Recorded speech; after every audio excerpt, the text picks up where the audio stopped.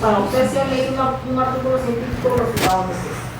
Y lo que siempre les digo cuando les corrijo es que los resultados, la foto o la tabla que quieren hacer o lo que sea que quieren hacer te ayuda a visualizar mejor el resultado. Sin embargo, no es el resultado. Tú tienes que redactar el resultado, ¿no? Entonces, se observó y pones ahí figura tanto. Y en la figura, ya vamos a la figura, entonces la figura soporta tu resultado de alguna forma. ¿Ya? Figura o tabla, lo que quieran hacer. Y ¿qué más? Y la discusión, bueno, en informes generalmente le pido resultados y discusión juntos.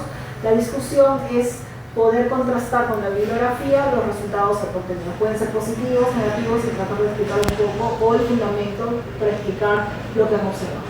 ¿No? Siempre en las discusiones no se olviden de utilizar las citas bibliográficas, ¿no? Ya saben que si ustedes colocan algo de algún libro o de algún artículo, de alguna publicación y no ponen la cita bibliográfica, están plagiando. Así, no, profesora, pero yo lo parafraseado. Igual, ¿no? El plagio puede ser un parafraseo sin citar, entonces tienen que citar la bibliografía. ¿Okay? Eso y la revisión bibliográfica, no hacer las citas bibliográficas, todo esto es como un formato amplio, que es el formato que utiliza acá la universidad para hacer las tesis, de alguna forma para que se vaya entrenando a ese libro. Yo creo que el último mapa que se había sido la paciente. ¿Alguna otra pregunta? ¿No? Eso es lo que se va a revisar. Bueno chicos, entonces vamos a comenzar para poder hacer un poco la clase. Profesora, una pregunta, ¿la entrega es virtual o...? Sí, yo activo, verdad, me hace recordar para activar, no hemos puesto un delegado. ¿Quién quiere ser delegado o delegada del grupo para que me haga recordar que tengo que, o alguna comunicación, así, para... Porque yo lo tengo que activar en el Moodle para activar. ¿Va bien? Si nadie quiere, yo elijo la sala. Ya, ok. ¿Cuál es tu apellido? Ya, vale. Listo, entonces ella me va a hacer acordar. Máximo tienen que entregar el informe una semana, o sea, quiere decir hasta el domingo a las 11:55 de la noche. ¿Para qué? Para que hoy día no dicen, es que me he el informe. Ya se han subido. O sea, el día para ellos no es acordar para activarlo mismo. ¿Ya? Y ahí mismo en el Moodle, cuando corrijo, les doy la retroalimentación en el Moodle mismo. No hay una parte de comentarios, ellos ahora. Bueno. Entonces, el día de hoy vamos a ver algunas herramientas para el estudio de biología celular, sobre todo la mayor parte de herramientas que vamos a estudiar hoy y ahora pasar en realidad son herramientas que están ligadas a las imágenes. Y al final vamos a ver algunas herramientas que están ligadas a la parte física. Entonces, bueno, una de las herramientas principales para estudiar las células es el microscopio. Ese es el microscopio. Dentro del microscopio tenemos una variedad de microscopios. Lo que vamos a ver en este curso va a ser el microscopio óptico y el microscopio electrónico. El microscopio óptico puede ser de luz, como es el que utilizan, que es óptico compuesto, o campo claro. Entonces quiere decir que ustedes van a ver la muestra en un fondo claro, ¿no? Y la muestra o es coloreada de forma natural o ustedes la tienen de alguna forma. Y el microscopio de campo oscuro, que no lo vamos a ver en clases, pero también para que sepan que existe, es un microscopio que utiliza, que tiene, ya les explico un poco cómo funciona, que lo que hace es mostrar un fondo oscuro y al contrario, resaltar algunas características de la misma muestra para poder apreciarla mejor. Lo vamos a ver cuando en otras diapositivas. Y ambos tienen, o sea, van a utilizar objetivos de vidrio, van a utilizar una fuente luminosa, etc., ¿no? O sea, ambos son microscopios. Luego tenemos el microscopio electrónico, que es un microscopio que en lugar de utilizar una fuente luminosa dentro de utilizando la longitud de onda de la luz, vamos a utilizar una fuente de electrones, ¿no? Tenemos el microscopio de transmisión, que se llama también TEP, conocido como TEP en inglés, y el microscopio de barrido conocido como SEM, también en inglés. Nosotros en la práctica de la próxima semana vamos a ver, les voy a explicar un poquito más de cómo funciona el microscopio SEM, o sea, el fundamento del uso del microscopio SEM, y la práctica de software va a ser basada en nuestros microscopios. Entonces vamos con el microscopio óptico. Para recordar, ¿no? El microscopio óptico de luz o campo claro es un equipo que está formado. Normalmente el cuerpo es de metal, que va a sostener 3 sistemas. ¿Se acuerdan cuáles sistemas eran los sistemas del microscopio óptico? Biología general. Sistema de luz, ¿ya? Sistema óptico o iluminación, sistema óptico, ¿qué más? Y sistema mecánico, sistema de iluminación o luz, sistema óptico, que es todo lo que nos permite ver, y sistema mecánico, que es todo lo que se mueve. ¿Okay? Entonces son 3 sistemas. El sistema óptico está formado por los objetivos, ¿no? Los objetivos y los oculares, ¿no? El ocular y el ocular y los 3 objetivos. El sistema de iluminación está formado por la lámpara, que suele ser una lámpara de tungsteno y puede tener un filtro dependiendo del microscopio, filtro blanco, filtro azul, filtro amarillo, ¿no? Que le da la longitud de onda. Y luego el sistema mecánico está formado por la base, por la columna, está formado por el revólver, por el micrométrico. Estamos repasando la biología. Por la platina, donde se coloca la muestra, el carro que permite mover la muestra de un lugar a otro, ¿no? Entonces todo eso forma, todo lo que se mueve forma la parte mecánica, ¿ya? Entonces, ¿qué hace el microscopio de luz? Permite el paso de la luz. Nosotros prendemos el microscopio y ustedes ven que la fuente luminosa está en la parte de abajo. Entonces, la luz tiene que atravesar la muestra, ¿no? Entonces, para eso la muestra, ¿cómo tiene que ser? Fina. Tiene que estar cortada muy delgada, ¿no? Entonces, incluso, bueno, en el laboratorio ustedes han hecho cortes, todo, pero por ejemplo para estudios vegetales, para estudios más finos, se utilizan equipos como micrótomos que cortan de forma exacta y delgada las muestras, ¿no? ¿Para qué? Para que la luz pueda atravesar la muestra y entonces se forma una imagen que es la que nosotros observamos a través de las oculares. Contiene una serie de espejos y un prisma. El prisma se encuentra en esta parte de acá, en donde nosotros nos permite ver la muestra de forma virtual y la vamos a ver volteada porque tiene un espejo, ¿ya? Entonces, más o menos el funcionamiento del microscopio es, tenemos acá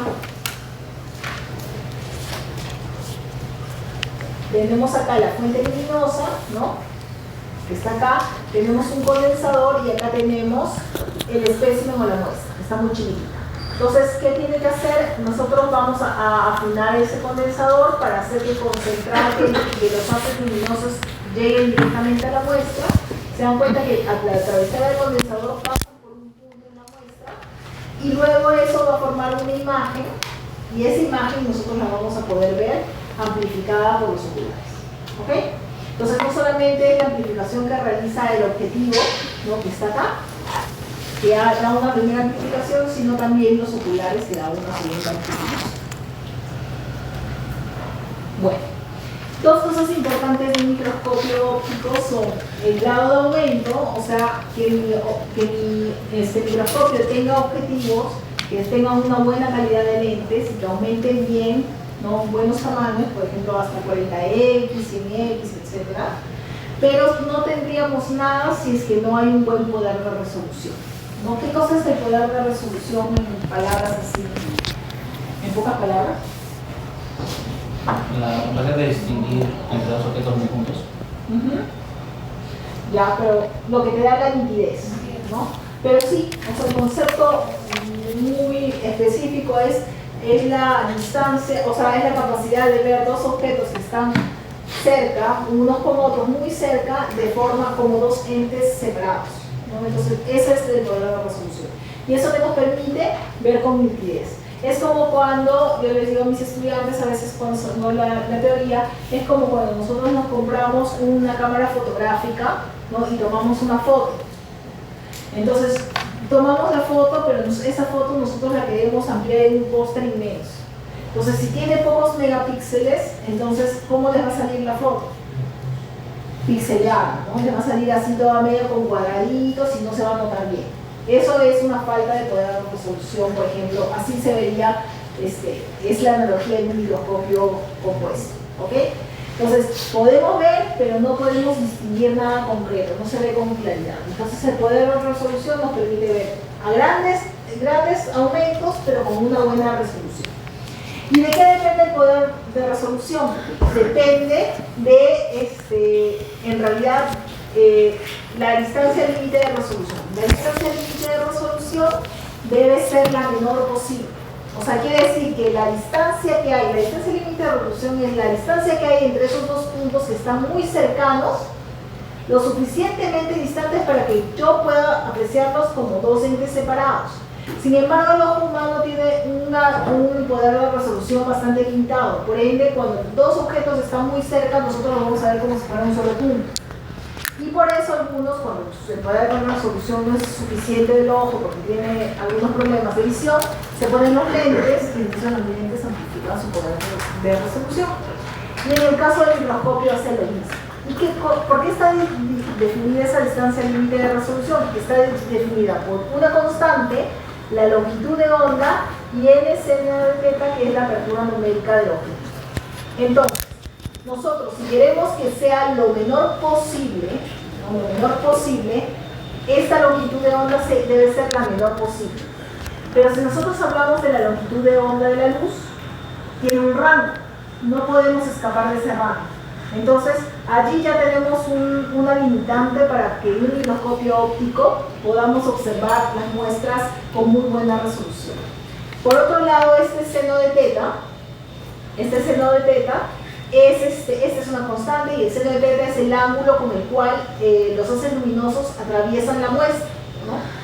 Cuando nosotros estamos con los objetivos secos, que son los objetivos de 4X, 10X, 40X, que no le ponemos nada a la muestra, entonces hay muchos de esos rayos luminosos salen de la muestra, no entran directamente a la muestra, ¿no? Y el seno de teta es muy pequeño, ¿no? Lo cual hace que la distancia límite de resolución no pueda alcanzar un tamaño menor. Mientras que cuando nosotros ponemos en 100X y utilizamos el aceite de inmersión, esa distancia, este seno de teta se vuelve 1, que es lo máximo que puede llegar a ser ese seno de teta. O sea, casi todos los rayos luminosos caen en la muestra. Sin embargo, tiene también la limitante, porque solamente vamos a alcanzar a 1. Entonces, hasta cierto punto vamos a tener un poder de resolución muy bueno para ver, por ejemplo, microorganismos que están en el rango de lo microscópico, pero no vamos a poder ver organismos mucho más pequeños. Entonces, para mejorar todo ese problema que tenemos, lo que tenemos que hacer es, no podemos mejorar esto porque ya no se puede, seno de 90 es lo máximo y el máximo número que podemos alcanzar acá es 1. Y lo único que podríamos modificar acá para mejorar este poder de resolución sería la longitud de onda. Entonces, allí es que entra el microscopio electrónico, porque los electrones tienen una menor longitud de onda que la longitud de onda de la luz, que va en más o menos 0.1 nanómetros. Entonces, ese es el motivo por el cual los microscopios electrónicos tienen un mejor poder de resolución que un microscopio óptico compuesto. ¿Ok? Bueno, ese es el microscopio óptico compuesto, ahí para que recuerden un poco sus partes. Y algunas muestras que están listas en el microscopio óptico compuesto, por ejemplo, acá tenemos tejidos de pino, de saúco, acá tenemos hongos, ¿no? Acá tenemos células nerviosas, tenemos acá glóbulos rojos y tenemos acá una bacteria, ¿no? Entonces todas estas cosas podemos ver. Ya saben que en un microscopio compuesto podemos ver objetos de forma bidimensional, no podemos verlo tridimensional, etc. Dentro del microscopio de campo oscuro, el concepto del microscopio de campo oscuro es que este microscopio es un microscopio, generalmente los microscopios actuales de campo claro viene con una modificación que tú le puedes añadir, unos aditamentos que le puedes añadir para volverlo de campo oscuro. ¿Y qué cosa hace? Es cubrir un poco el condensador para que los rayos luminosos caigan de forma indirecta. Entonces, al caer de forma indirecta en la muestra, lo que hace es generar un fondo oscuro y solamente iluminar, dependiendo de la densidad de la muestra, algunas partes de esta, ¿no? Y funciona mucho mejor, por ejemplo, cuando tenemos algunos muestras, algunos organismos que tienen algunos cromóforos en su estructura. Por ejemplo, los cloroplastos, que en la oscuridad florecen, entonces no necesita una atención adicional, ¿no? O algunos organismos, algunos microorganismos que tienen esa fluorescencia de forma natural y entonces no necesitamos teñir.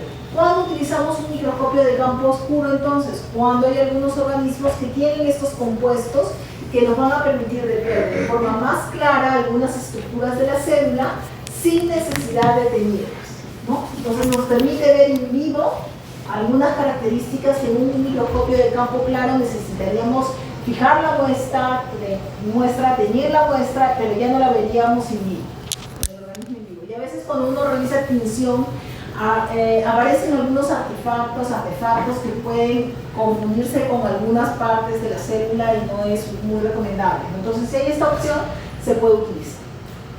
Entonces, por ejemplo, ahí vemos algunas vistas en el microscopio de campo oscuro, ¿no? Arriba está Treponema pallidum, ¿no? Tenemos abajo, a ver, esta célula de acá abajo, ¿se acuerdan de qué cosa es? Ustedes la han visto en el laboratorio de biología general. Esta. ¿No se acuerdan? Esas son células del epitelio bucal. ¿Ya? Esta, por ejemplo, miren, esto no se ha coloreado, esta es una alga que se llama bolgos.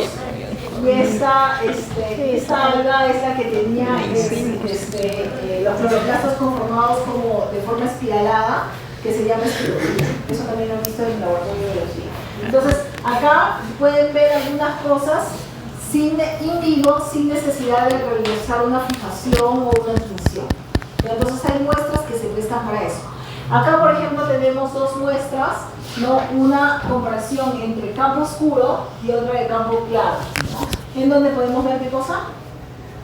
¿Qué podemos ver? Estomas, en vez de una hoja, ¿no? Y ahí podemos ver a los estomas. Entonces, pueden elegir donde ustedes pueden ver mejor, analizar mejor si los estomas están abiertos, cerrados. Podría ser que de repente utilicen uno u otra metodología, ¿ya? Para observar. ¿Preguntas? Ya.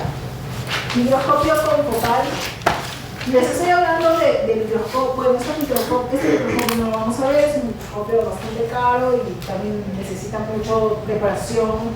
Las muestras que se van a observar en este microscopio, sin embargo, sirve para ver algunas estructuras igual sin teñir o estructuras que son que florecen y que yo quiero seguir y hacer seguimiento dentro de una célula. La fluorescencia sigue el diagrama de Jablonski, que es un diagrama en el cual la estructura que va a florecer llega a un estado de excitación elevado, ¿no? Por la captación de energía. Generalmente se va a activar la fluorescencia por una luz o una señal emitida. Esta atrapa esa energía y llega a un estado de excitación alto y luego va soltando poco a poco esa energía y va bajando de nivel, ¿no? Y hay una diferencia entre la fluorescencia y la fosforescencia, ¿no? La fluorescencia, ambos fenómenos son fotoluminiscencia.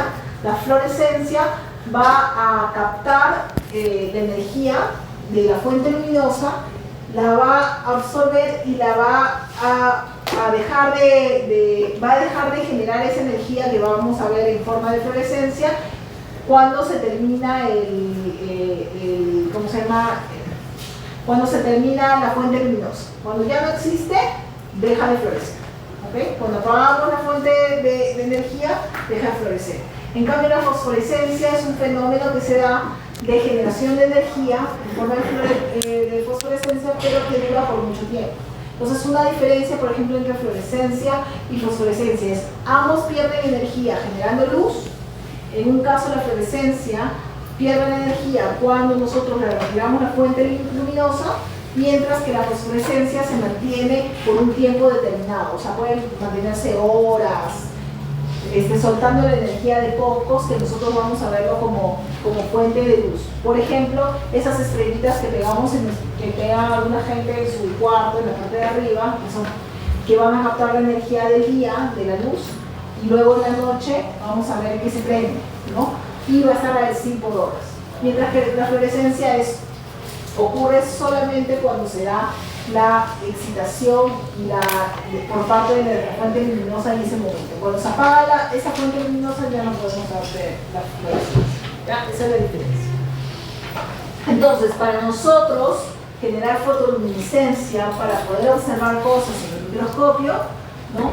Utilizamos lo que usamos es la fluorescencia, no la fosforescencia. Entonces, ¿por qué algunos materiales fluorescen? Porque tienen unos compuestos que se llaman fluorocromos, ¿no? Es una molécula capaz de absorber fotones y luego emitir fotones de menor intensidad o de menor energía, que nosotros lo vamos a ver como esas señales de luz, que pueden ser de diferentes colores, ¿no? Pueden ser las verdes, las rojas, azules. Un fluoróforo es la parte del fluorocromo responsable de la emisión de esa fluorescencia. No necesariamente toda la estructura, toda la molécula tiene la capacidad de emitir esa cantidad de luz, sino puede ser una parte de esa molécula. Entonces, tenemos diferentes tipos de fluoróforos, ¿no? Tenemos moléculas orgánicas, por ejemplo, los fluoróforos derivados de la rodamina, que tienen fotoestabilidad y pueden utilizarse en diferentes espectros de luz. Los puntos cuánticos, que son nanocristales de entre 2 y 50 nanómetros, que son semiconductores y al ser iluminados remiten la luz en una longitud de onda muy específica. Entonces las moléculas orgánicas pueden utilizar cualquier longitud de onda.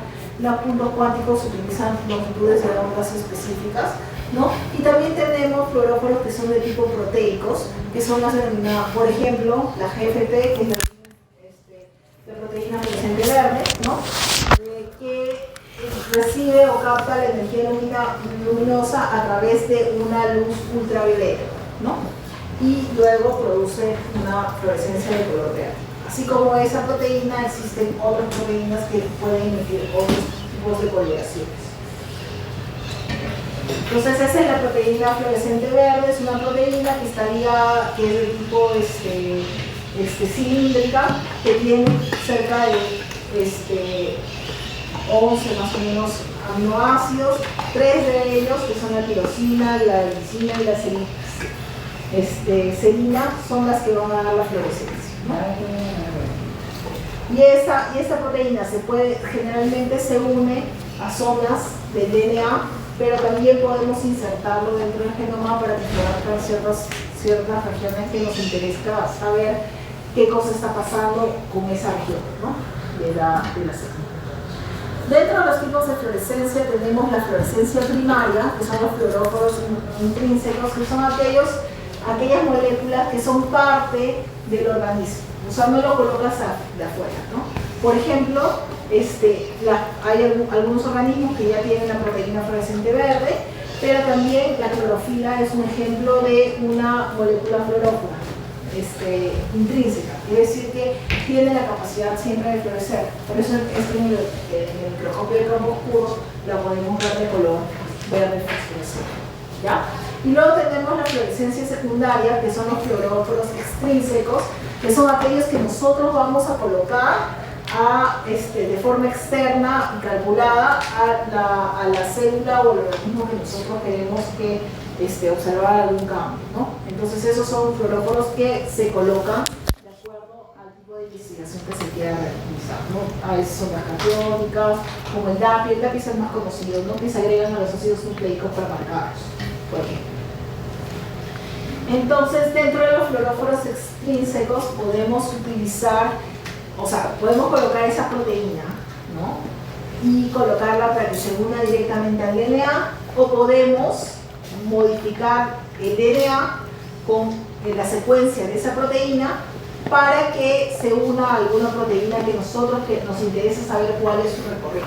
Por ejemplo, si nosotros queremos saber en dónde se sintetiza una proteína y cuál es el camino que sigue, Entonces lo que nosotros podemos hacer es esa proteína de nuestro interés, la agregamos al fluoróforo que nos, por ejemplo, a la proteína fluorescente verde, pero a nivel de código genético, que quiere decir que cada vez que se exprese esta proteína que nos interesa saber su recorrido, se va a expresar también la proteína fluorescente verde y va a hacer que la proteína del interés florezca.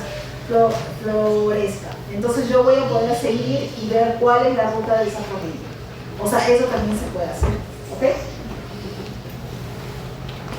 Entonces, bueno, el microscopio confocal utiliza ese tipo de fluorocromos, utiliza tecnología láser y óptica avanzada para la obtención de imagen, genera imágenes que corresponden exclusivamente a distintos planos de foco, elimina generalmente la luz externa, ¿no?, para que pueda observarse justamente lo que está floreciendo, secciona ópticamente la muestra, reconstruye estructuras tridimensionales y permite estudiar parámetros dinámicos de proteínas mediante videos en tiempo real. O sea, tú puedes observar, por ejemplo, cómo se va movilizando la proteína fluorescente verde, digamos, que está atada a una proteína de interés en tiempo real, cosa que en otros microscopios no te da mucha opción.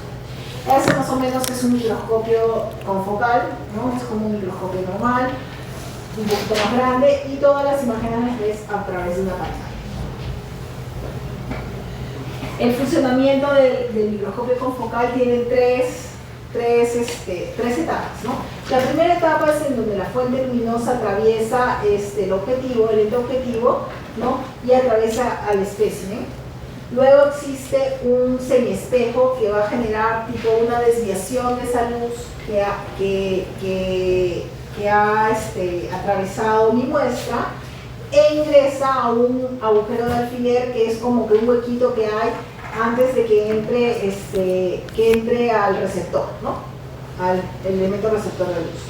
Y eso hace, ¿qué cosa hace? O sea, el que pase por ese agujero hace que la luz externa se bloquee, ¿no?, y se oscurezca y nosotros podamos ver de mejor forma los fluorocromos que estamos observando, ¿no? Entonces ese es el tipo de funcionamiento del microscopio.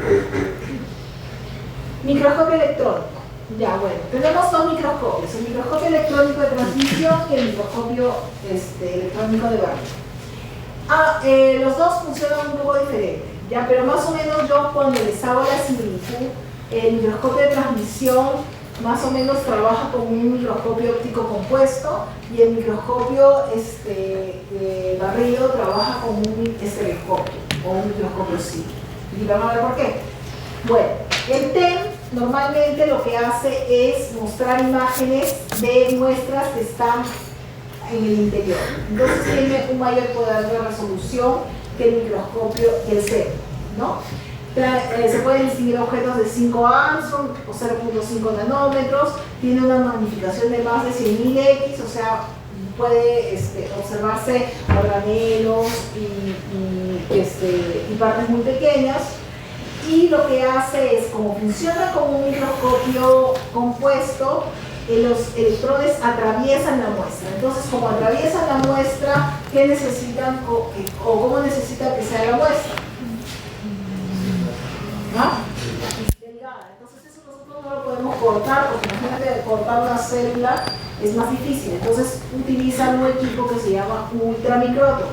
Un ultramicrótomo tiene la punta de diamante y permite realizar cortes muy finos a células o organismos que necesitamos ver por adentro, ¿no? Para lograr la aceleración, los electrones, al igual que la fuente luminosa, deben generarse como un haz de electrones, y para que se generen como un haz de electrones necesitan ¿qué cosa? Generarse un vacío. Entonces, ¿por qué? Porque si nosotros generamos los electrones de forma normal en un ambiente abierto, los átomos de oxígeno chocan contra los electrones y generarían generarían que los electrones se desvíen y entonces no vayan en forma de un haz y va a generar muchas perturbaciones al momento de poder observar la muestra. Entonces esa muestra, o sea, los electrones están como que en un tubo y por ese tubo al que nosotros le quitamos el oxígeno, se mueven esos electrones, ¿ya? Y Bueno, la resolución depende del espesor y del corte elegido. Hay que tomar en cuenta también que hay que saber con qué tipo de muestras se trabaja. Y cada muestra tiene diferentes tratamientos. Entonces acá está lo que les mencionaba, un poco que el microscopio electrónico de transmisión más o menos lo comparo con un microscopio de luz, ¿no?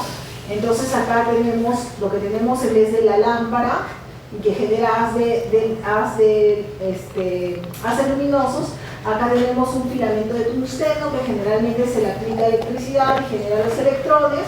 Esos electrones van a ir tratando de formar un haz. Acá tenemos condensadores que son lentes magnéticos, no usamos vidrio en el caso del microscopio electrónico, usamos lentes magnéticos, objetivos magnéticos. Acá tenemos el espécimen que viene a ser la muestra, atraviesa, los haces de electrones atraviesan la muestra y esto se va a proyectar en una pantalla. ¿Okay? A diferencia del microscopio compuesto, no se observa directamente, sino que se va a observar a través de una pantalla. Entonces por ejemplo, es un tema. Ven que por acá justamente no hay, hay un lugar que es como un tubo que está cerrado que evita la filtración de oxígeno o cualquier otro elemento que pudiera afectar los rayos de los electrones, ¿no? Bueno, ahí hay algunas formas de preparación de muestras biológicas, por ejemplo la fijación, contraste, deshidratación. ¿Por qué se deshidrata la muestra antes de poder observar el microscopio? Justamente por la presencia de oxígeno en el agua y que puede generar perturbaciones para la observación, ¿no? Y los cortes muy delgados con el microscopio. Entonces acá hay algunas muestras observadas en el microscopio de transmisión. Vemos cosas que están dentro de la célula, ¿no? Entonces tenemos, por ejemplo, acá una mitocondria, tenemos acá el aparato de Golgi con sus vesículas, tenemos el retículo endoplasmático rugoso con sus ribosomas. Ahí, por ejemplo, podemos ver los tilacoides que están dentro del cloroplasma, ¿no? Entonces podemos ver cosas que están dentro y no vemos generalmente completo, sino lo vamos a ver por porciones y lo vemos de forma bidimensional también. Y todas las muestras las vemos en color blanco y negro. El microscopio de barrido, a diferencia del es un microscopio que tiene menor poder de resolución que el TEM, ¿ya?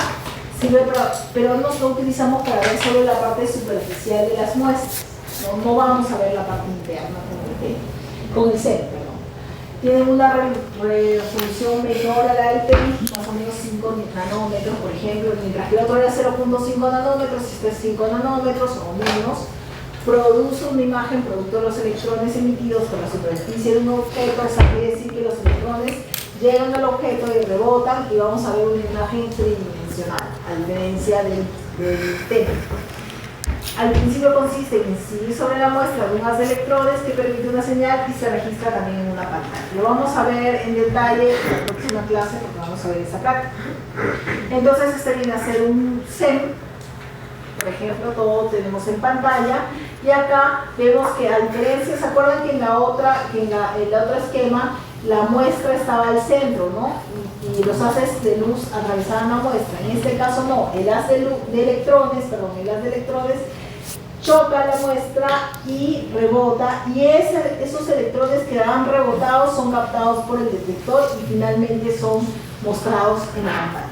¿Ok? Entonces, esa es la diferencia. Y bueno, contando de que todo este sistema está dentro del vacío, o sea, se genera un vacío para evitar la contaminación con el oxígeno.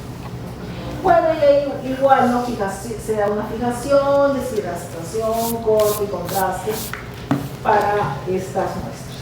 Entonces ahí tenemos, por ejemplo, algunas muestras vistas en el CEP. ¿No? Vemos que la imagen es diferente, es tridimensional, vemos solo la parte externa, no vemos la parte interna, nadie está viendo acá el núcleo, ni las membranas, ni nada, ¿no? Entonces acá, por ejemplo, vemos una bacteria de tipo bacillar, vemos ahí un grano de polen, ¿no? Sí. Este es, ¿cómo se llama? Eritrocitos, levaduras, ¿no? Acá vemos un hongo filamentoso y acá vemos la estructura reproductiva y acá vemos un bacteriófago. ¿Ya? Entonces, o sea, podemos ver toda la parte externa. Bueno, hasta ahí vamos a ver la parte de lo que es todo lo que podemos ver en biología celular, las herramientas que nos sirven para poder observar imágenes. Y por eso es que nosotros sabemos cómo es un núcleo, cómo son los partículas endoplasmáticos, etcétera, etcétera.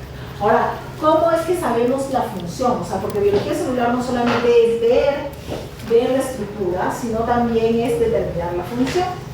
Uno de los métodos más utilizados en todas las metodologías para poder luego hacer análisis metabólicos, fisiológicos, etcétera, es el fraccionamiento subcelular. El fraccionamiento subcelular trata de que vamos a tener una célula y esa célula, que puede ser animal, vegetal, cualquier tipo de célula, la vamos a romper y vamos a tratar de liberar el interior de esa célula y separar, ¿no?, cada una de sus partes para poder ver, para poder hacer diferentes pruebas y ver cuál es su función. Pruebas de tipo fisiológicas, bioquímicas, etc.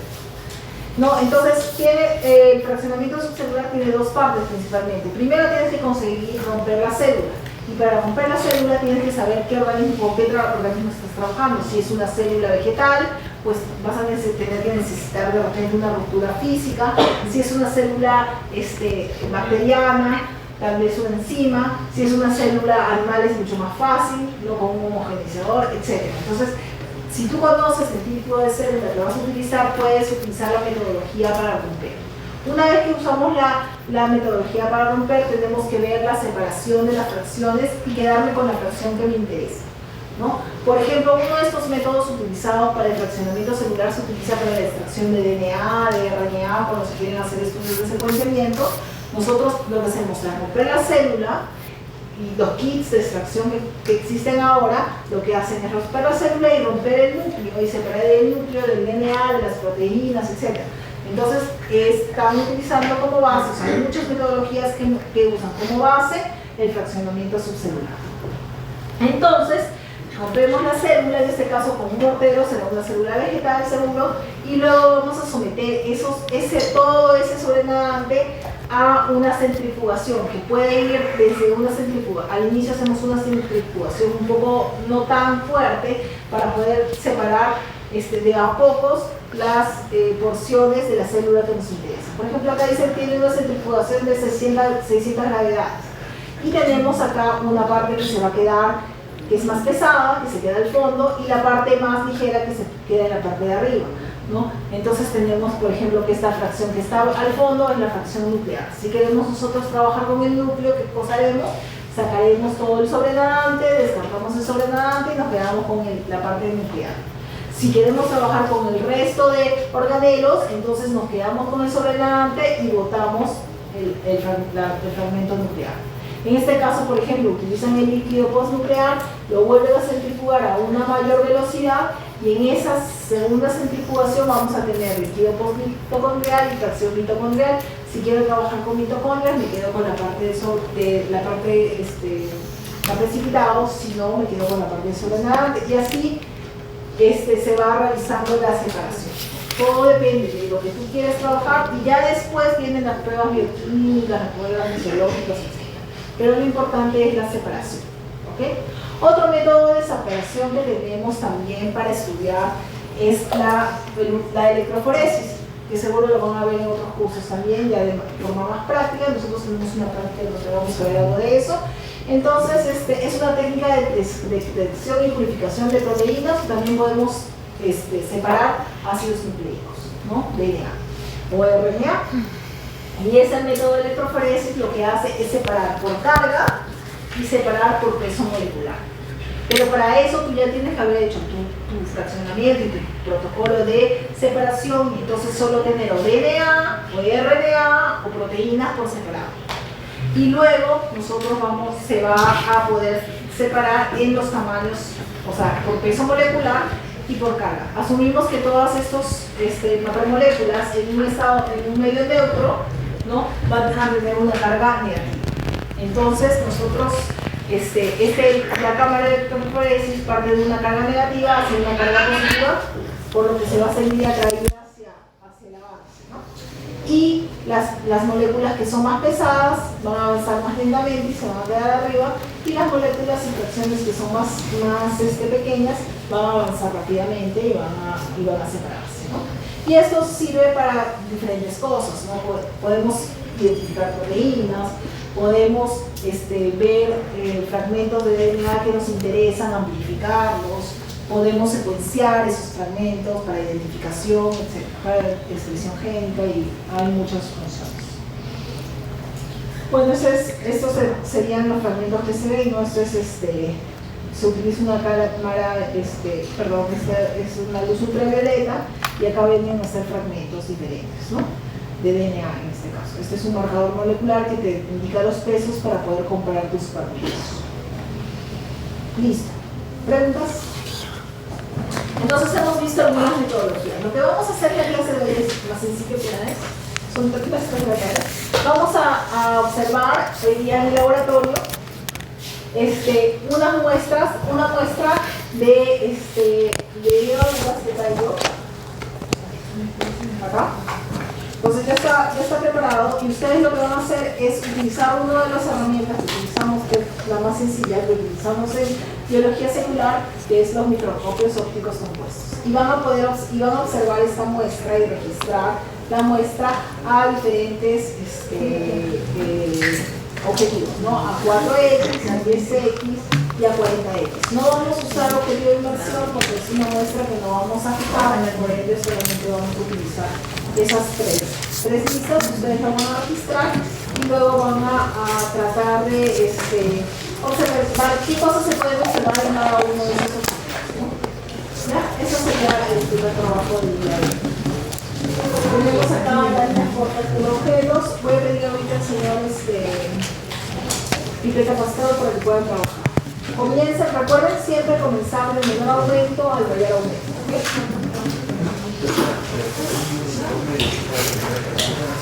¿Tu nombre? En la primera práctica, como es sencillo, no les voy a pedir un informe, porque solamente vamos a observar. Lo que voy a pedir es que si me muestren las tres listas, ¿no? Los tres objetivos, ¿no? Y me puedan escribir qué cosa es lo que están observando. Nada más, no vamos a hacer un informe porque es una práctica relativamente sencilla, y en realidad es para que se acuerden la manipulación del imagen. ¿Ya? Entonces eso me lo envían para la próxima clase. Vamos a preguntarle al señor. Una lista. Que como siempre es una práctica tan difícil, entonces solo hacen una lista con ahora. Ajá, con lo que buscamos. O sea, no ven informe. No ven informe. Para hoy no. Solo una descripción de lo que vamos a hacer.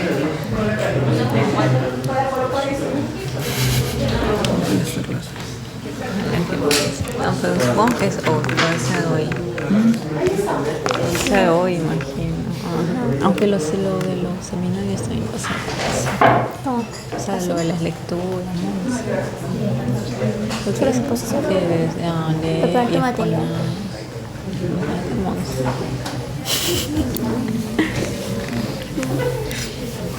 Pero eso es mejor que hacer un informe. No, yo prefiero hacer informe, me da miedo. Es que sí pregunto, bueno, en comunicación sí preguntaba.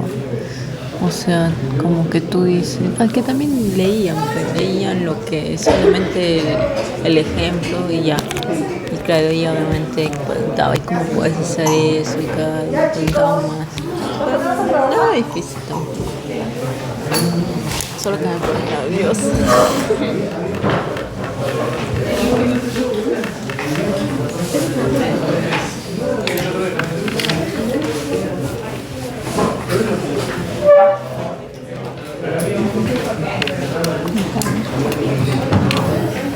Pero no hay nada. Ya escribí esta mañana.